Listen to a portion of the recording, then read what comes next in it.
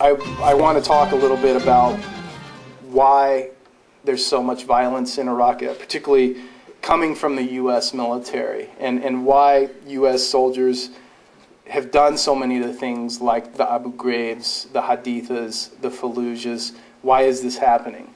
And I actually close my book. I think it's an important question because it's something that's going to be ongoing for, well, an indefinite period of time right now, and it is going to get worse in time. And I decided to, I had met a man named Robert J. Lifton. He lives in Boston. He's a famous psychiatrist because he had done studies. He became very interested in trying to figure out how is it possible for one human being to carry out atrocities on another human being. And for example, he did studies.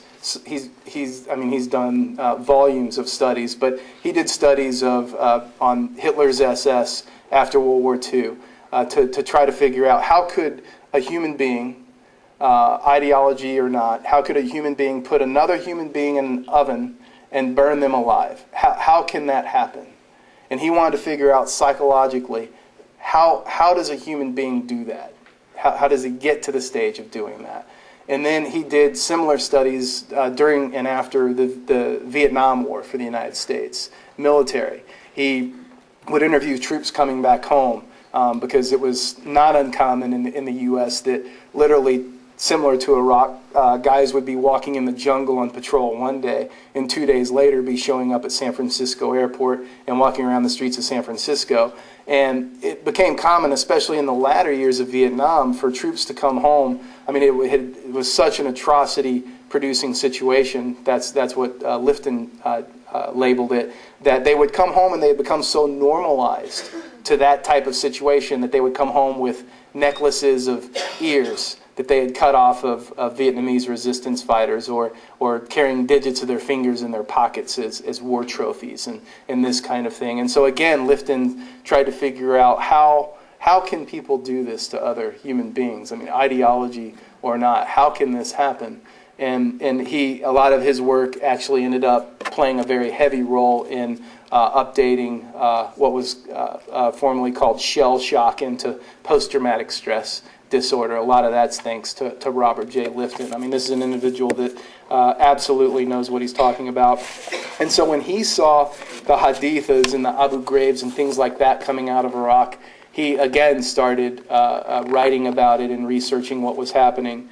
And so in order to not dehumanize American soldiers or try to paint them as the bad guy or something like that, I thought it was very important to include this in the book, and also because it was something that I experienced myself as well.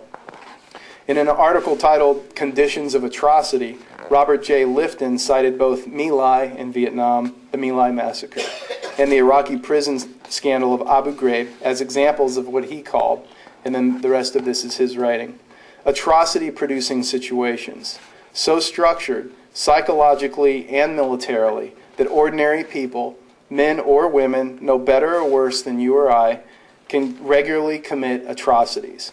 In Vietnam, that structure included free fire zones, areas in which soldiers were encouraged to fire at virtually anyone, body counts, with a breakdown in the distinction between combatants and civilians, and competition among commanders for the best statistics, and the emotional state of U.S. soldiers as they struggled with angry grief over buddies killed by invisible adversaries, and with a desperate need to identify some enemy.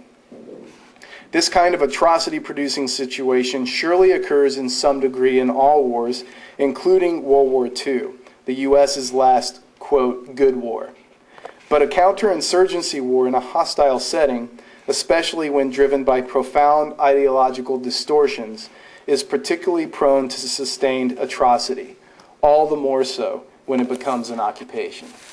And I'm going to close on a little bit more of an up note, but before I do that, the open-ended question that I want to leave you with, a rhetorical question, is, what's your red line?